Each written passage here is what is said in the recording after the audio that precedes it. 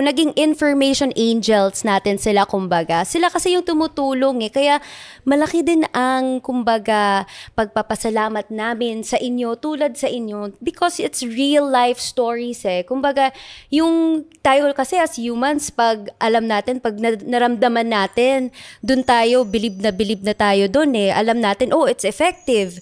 Kumbaga, prevention is better than cure, at nakikita naman natin sa mga stories po nila, di ba, Vil? Tsaka Nicole, sino pa ba ang makakapagsabi kung hindi yung mismong mga pasyente, di ba? Nasabi mo, Sir Ray, kanina, salamat sa PhilHealth. Huwag po kayo magpasalamat sa PhilHealth. Magpasalamat tayo sa lahat ng Pilipino. Dahil yung ginagamit yung benepisyo, sa ating lahat yun eh. Galing sa ating lahat. So, PhilHealth ay nagpapatupad lang, nag-i-implement lang. Pero yung mga kababayan natin, yung mga Pilipinong nagbabayad, lahat po yan, sa kanila po galing yan. Magpapasalamat tayo sa inyong lahat, sa kanilang lahat.